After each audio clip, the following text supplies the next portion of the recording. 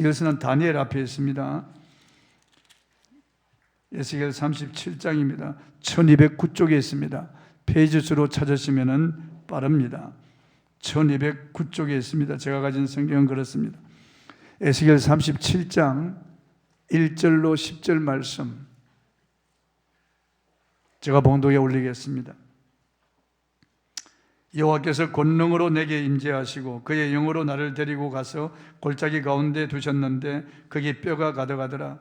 나를 그 뼈 사방으로 지나가게 하시기로 본즉 그 골짜기 지면에 뼈가 심이 많고 아주 말랐더라. 그가 내게 이르시되 인자야 이 뼈들이 능히 살 수 있겠느냐 하시기로 내가 대답하되 주 여호와여 주께서 아시나이다. 또 내게 이르시되 너는 이 모든 뼈에게 대언하여 이르기를 너희 마른 뼈들아 여호와의 말씀을 들을지어다.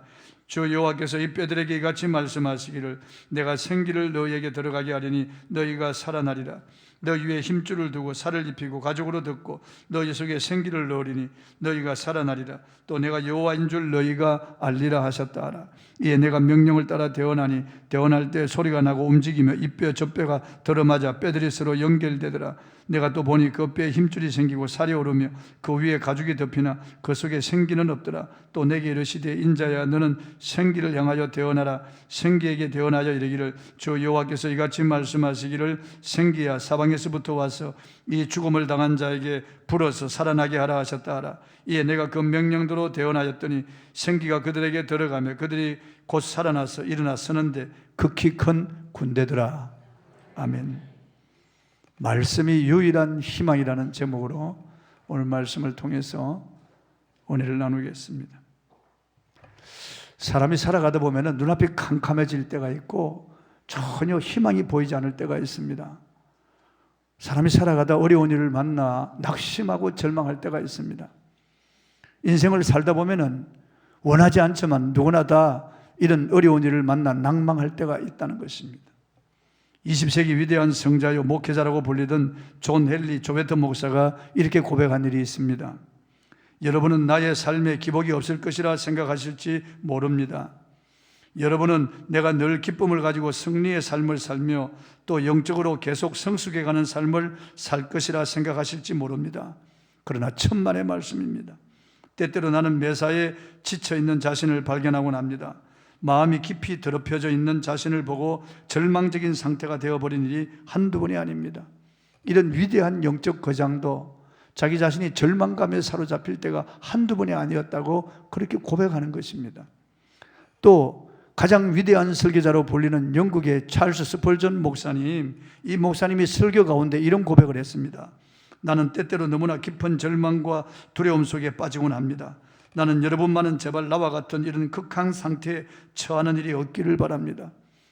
세상의 설교의 황태자라고 불리는 이런 위대한 목사가 이렇게 절망 속에 허우적거릴 때가 있었다니 너무 놀랍지 않습니까? 그것도 한 번도 아니고 때때로 이런 절망 속에 빠질 때가 있었다고 하니까 참으로 놀랍습니다. 믿음의 용사 다윗도 절망에 빠진 적이 있습니다. 시편 69편 2절에 그의 고백입니다. 나는 설 곳이 없는 깊은 수렁에 빠지며 깊은 물에 들어가니 큰 물이 내게 넘치나이다. 그가 물속에 빠졌다는 것이 아니고 그가 절망 속에 빠졌다는 거죠. 헤어나오기 어려운 절망감 속에 빠졌다는 것입니다. 그런데 존 헨리, 스펄전, 다윗 이런 분들이 깊은 절망감에서 벗어나 새로운 힘을 얻을 수 있었던 것은 하나님의 말씀이었다고 고백하고 있는 것입니다. 다윗이 절망에서 벗어나 승리를 노래할 수 있었던 것은 하나님의 말씀이었다고 간증하고 있습니다. 시편 119편 50절입니다. 이 말씀은 나의 고난 중의 위로라. 주의 말씀이 나를 살리셨기 때문입니다. 이 절망에 빠진 그를 살린 것은 주님의 말씀이었다고 그렇게 고백하는 것이에요. 그리고 우리들에게도 말씀이 살린다고 우리에게 권면하고 있습니다. 시편 107편 20절입니다. 그가 이렇게 권면했습니다. 그가 그의 말씀을 보내어 그들을 고치시고 위험한 지경에서 건지시는도다. 하나님의 말씀이 건지는 거예요. 고치고 건지시는 거예요. 주전 606년경 바벨론의 느부갓네살 왕은 대군을 이끌고 예루살렘에 쳐들어와서 방어하고 약탈하고 유능한 젊은이들을 포로로 잡아갔습니다. 그때 끌려간 포로들 가운데 다니엘과 그의 세 친구 사드락, 메삭, 아벳느고도 이때 끌려간 것입니다. 8년 후인 주전 598년에 다시 침략을 받고 여호야긴 왕을 비롯해서 많은 귀족들이 사로잡혀 갔습니다. 이 포로들 가운데 제사장 가문의 한 젊은이가 끌려갔는데 이 젊은이가 바로 에스겔입니다. 그는 포로가 된 이국 땅에서 조국을 생각하며 슬픔과 절망감에 빠져 살았습니다. 절망 가운데 5년의 세월이 지났습니다. 어느 날 하나님이 영이 그에게 임하시고 하나님께서 그를 부르셨습니다. 성령을 받은 에스겔 선지자는 절망의 죄를 털고 일어나서 하나님 말씀을 외치기 시작했습니다. 그러던 중 주전 586년에 바벨론의 3차 침공으로 예루살렘 성전이 파괴되고 유다가 완전히 멸망당했다는 소식을 들었을 때 눈앞이 캄캄했습니다. 본문은 유다가 망했다는 소식을 들은 에스겔 선지자에게 하나님께서 보여주신 환상입니다. 실제 사건이 아니고 환상이었다고요. 눈앞에 영상이 펼쳐진 것입니다. 그리고 그 영상을 통해서 에스겔에게 보여주신 것이에요. 하나님께서 에스겔의 영을 들어서 성령으로 그 골짜기로 이끌어 가셨습니다. 그리고 그 골짜기에 백골이 가득한 것을 보여주셨어요. 본문 1절입니다. 읽어보겠습니다. 여호와께서 권능으로 내게 임재하시고 그의 영으로 나를 데리고 가서 골짜기 가운데 두셨는데 거기 뼈가 가득하더라 그래요. 그 백골이 흩어져 있는 그 모습이 얼마나 흉측합니까? 하나님께서 그 사방을 지나가게 하시면서 자세히 살펴보게 했습니다. 본문 2절입니다.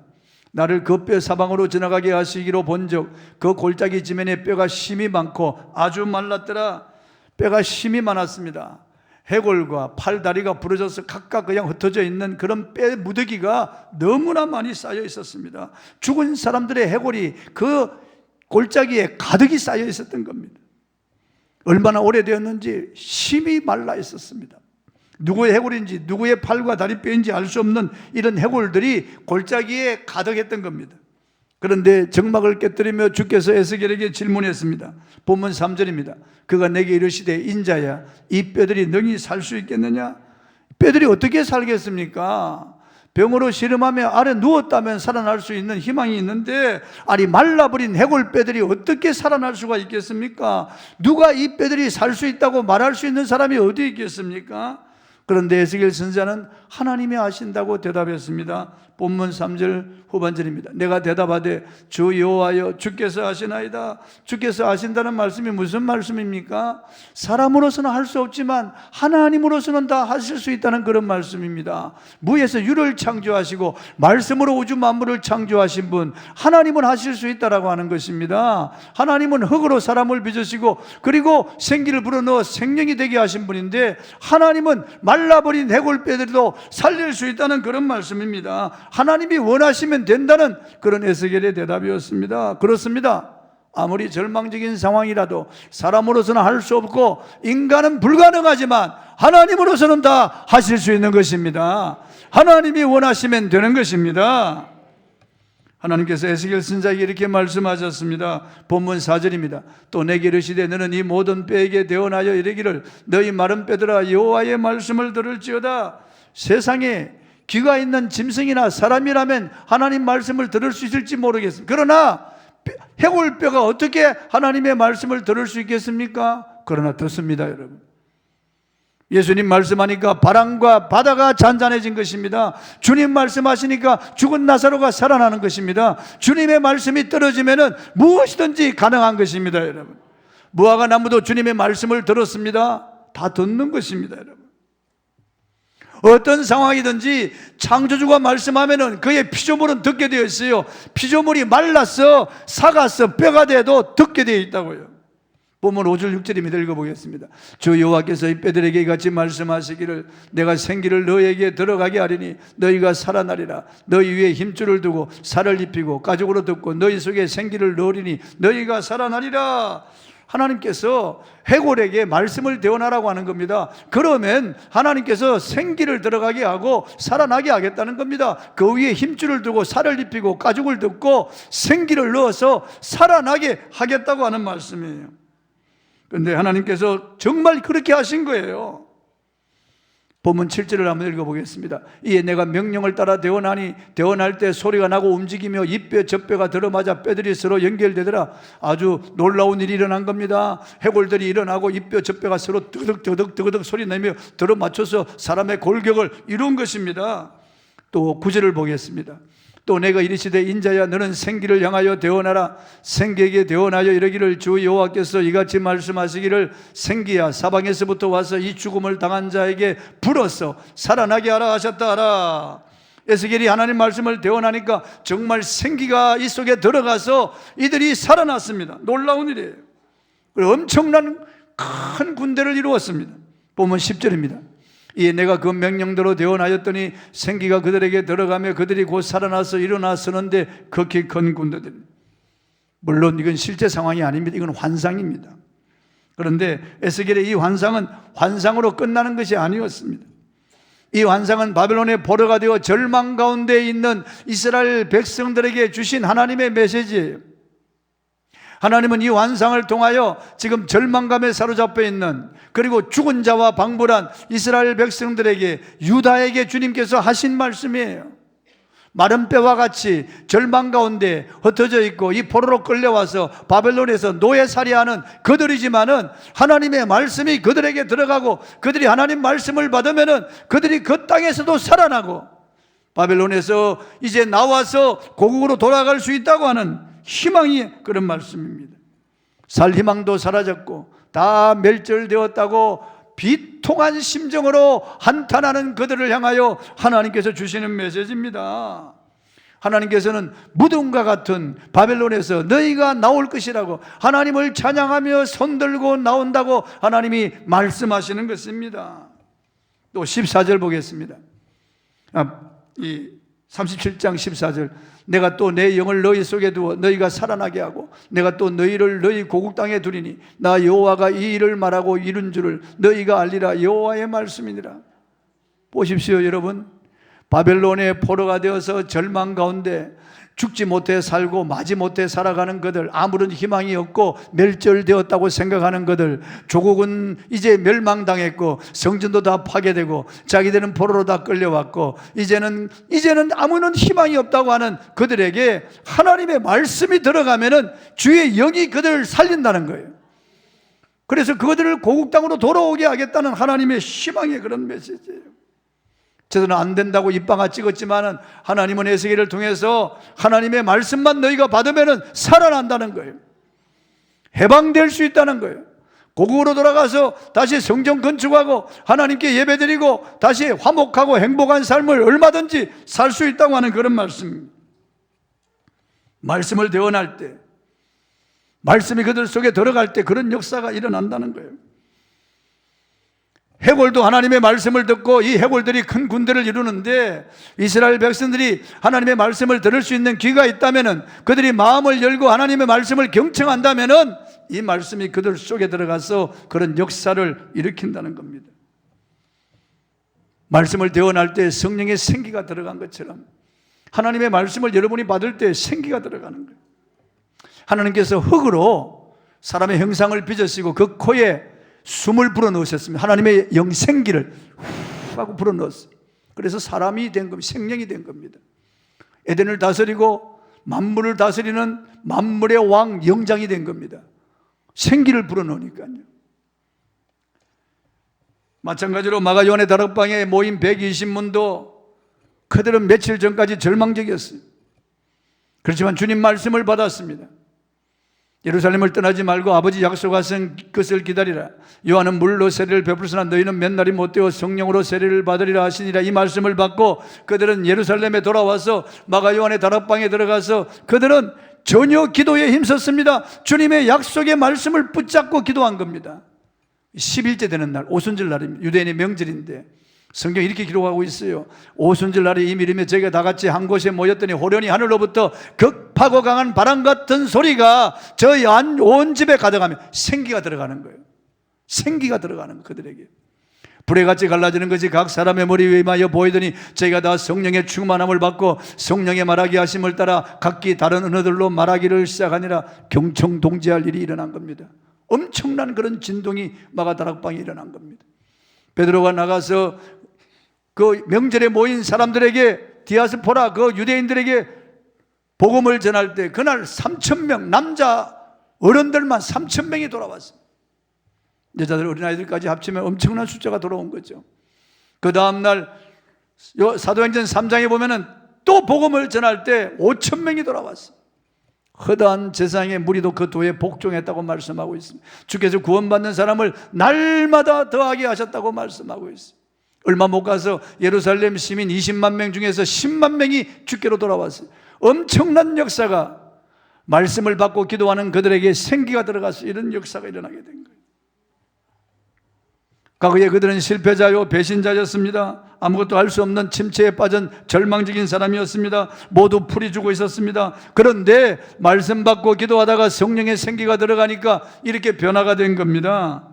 청년들 간증을 들어보면은 그들이 하나님을 만난 자리는 대부분 수련회 때, 중등부, 고등부 수련회 가가지고 만났다는 거예요.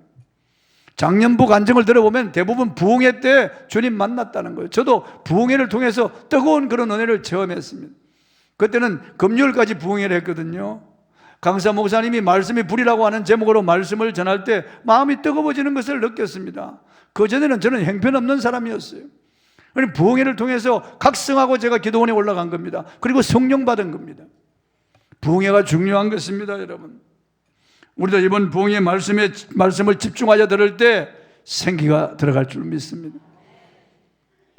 데살로니가전서 2장 13절에 보면 우리가 너에게 감사함은 너희가 우리에게 들은 바 하나님의 말씀을 받을 때 사람의 말로 받지 아니하고 하나님의 말씀으로 받으니 진실로 그러하다. 그 말씀이 너희 믿는 자 가운데 역사하느니라고 했습니다.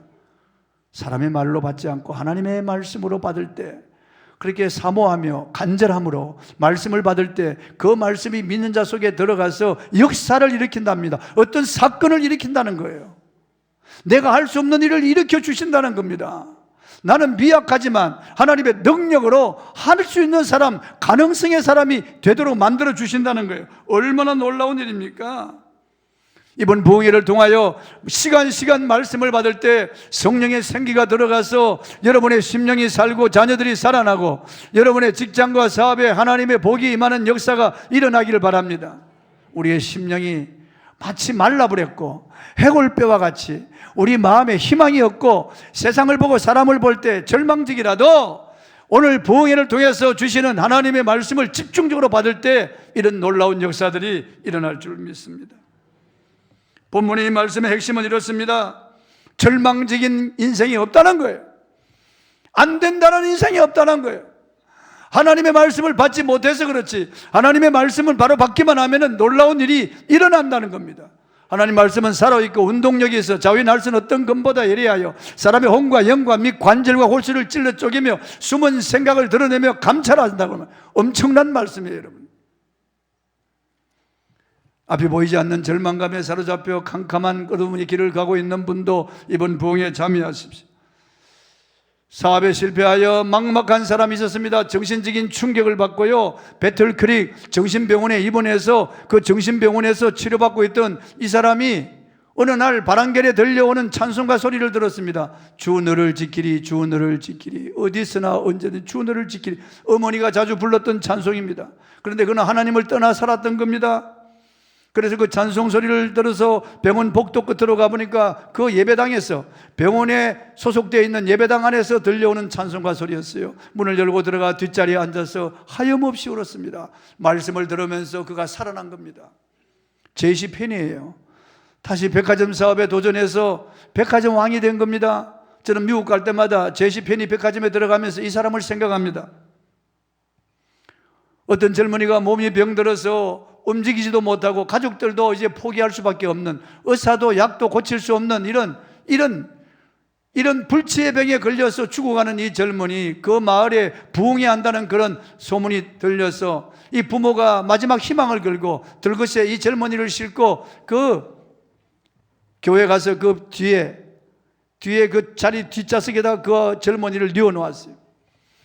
부흥의 말씀을 전하는 강사가 말씀을 전하면서 요한 3서 2절 말씀을 선포하는데 이 말씀이 이 청년 속에 들어왔습니다. 이 청년이 일어난 거예요. 그 그날 병이 없어지고 이 젊은이가 일어났는데, 이 젊은이가 바로 오랄 로버츠 대학과 오랄 로버츠 의과대학원, 그리고 오랄 로버츠 타운을 만든 오랄 로버츠 목사예요. 위대한 고통의 풍랑이를 걸으라고 하는 책을 저술한 분인데, 제가 그 책을 읽으면서 얼마나 감동을 받았는지 모릅니다. 어떤 절망에 사로잡혀도 하나님 말씀만 들어가면 살아날 수 있다라고 하는 거예요. 중병이 든 어느 분이 시편 103편 1절 5절 말씀을 받고 일어났다는 간증을 했습니다. 내 영혼아 여호와를 송축하라. 내 속에 있는 것들아 다 그 성호를 송축하라. 내 영혼아 여호와를 송축하며 그 모든 은택을 잊지 말지어다. 그가 내 모든 죄악을 사하시며 내 모든 병을 고치시며 내 생명을 파멸해서 속량하시고 인자와 궁일로 관을 씌우시고 좋은 것으로 내 소원을 만족하게 하사 내 청춘을 독수리같이 새롭게 하시는도다. 그 사람이 새롭게 되었어요. 그 청춘으로 독수리같이 새롭게 되었어요. 주위 사람들에게 배신당하고 가족들에게도 버림받은 한 사람이 있었습니다. 이 사람이 정말 절망감에 사로잡혔는데 하나님 말씀 시편 121편 1절 2절 이 말씀을 통해서 그가 일어났다고 했습니다. 내가 산을 향하여 눈을 들리라. 나의 도움이 어디서 올까? 나의 도움이 천지를 지으신 여호와께서라다. 또 한 사람 낭망하는 가운데 있었는데 시편 42편 5절 말씀을 통해서 은혜를 받았고 일어날 수 있었다는 거예요. 내 영혼아 내가 어찌하여 낭망하며 어찌하여 내 속에서 불안하여 하는고? 너는 하나님을 바라라. 그 얼굴에 도우심을 인하여 내가 오히려 찬송하리로다. 심지어 살인, 강도, 도둑 이런 사람도요, 깡패 이런 사람도 말씀이 들어가니까 새로운 사람으로 변합니다. 김익두, 고재봉 같은 사람이 바로 그런 사람 아니겠어요?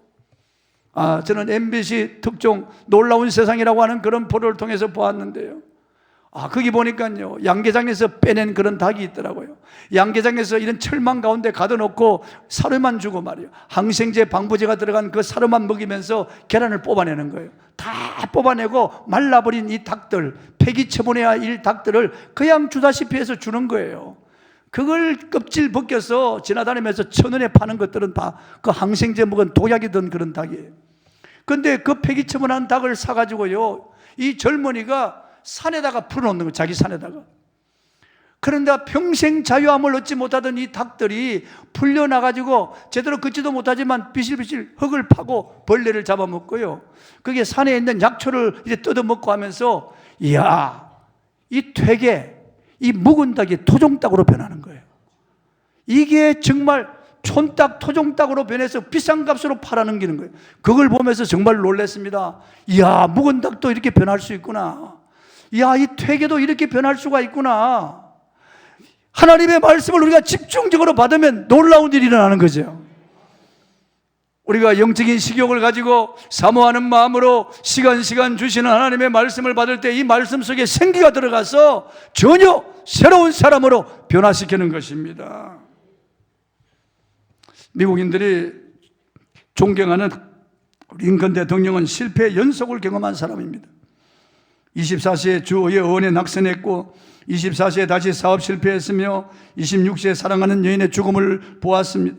27세에 신경쇠약과 정신분열증에 걸렸고 29세에 의회 의장직에 도전했지만 낙선했고 31세에 대통령 선거위원회에 도전했지만 낙선했고 34세에 국회의원에 도전했지만 낙선했고 39세에 46세에 또 국회의원에 하원의원에 도전했지만 낙선했습니다. 47세에 부통령에 도전했지만 낙선했고 49세에 상원의원에 도전했지만 낙선했습니다. 한때 그는 깊은 절망감에 빠졌습니다. 그의 친구들이 모든 칼과 면도날을 그의 주변에서 다 치워버릴 정도였습니다. 그는 일기에서 그 당시 자기 마음을 이렇게 밝혔습니다. 나는 살아있는 사람들 중에 가장 비참한 사람이다. 앞으로 더 좋아질 것인지도 말할 수 없다. 앞으로도 더 나아지지 않을 것 같다는 무서운 예측을 한다. 하지만 그는 절망에 매여 있지 않았습니다. 그는 일어나 59세에 드디어 미국의 16대 대통령에 당선된 것입니다. 어떤 사람이 당신의 놀라운 성공의 비결은 무엇입니까? 라고 질문하자 링컨은 나는 다른 사람들보다 더 많이 실패했기 때문입니다 라고 말했다고 합니다. 링컨은 대통령 취임식장에서 조그맣고 낡은 성경책을 꺼내서 이렇게 고백했습니다. 이 낡은 성경책은 바로 제 어머니께서 저에게 물려주신 가장 값진 유산입니다. 저는 이 성경책에 있는 말씀으로 말미암아 대통령이 되어 오늘 이 자리에 서 있는 것입니다. 저는 성경대로 이 나라를 통치할 것을 약속드립니다. 그가 말씀 중에서 가장 사랑하며 손가락을 짚어가면서 가장 깊이 기도했던 그런 구절이 있습니다.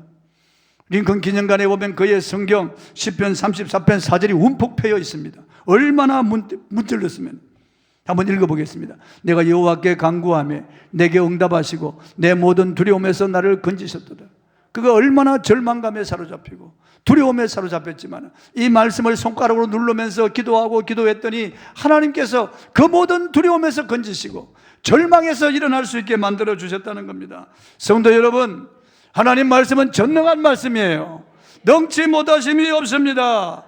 누가복음 2장 37절입니다. 대저 하나님의 모든 말씀은 능하지 못하심이 없느니라. 이 말씀은 누가 선포하든지 상관이 없어요. 이용효 목사가 선포하든지 김경련 목사가 선포하든지 상관이 없어요. 하나님 말씀을 받는 내 자신이 문제예요. 내가 마음의 문을 열어야 되고 내가 사모해야 되고 내가 준비해야 되고 내가 아멘으로 받아야 되는 겁니다. 그때 하나님이 역사하시는 거예요. 아멘으로 받을 때 성령이 역사하시는 거예요. 생기가 들어가는 거예요.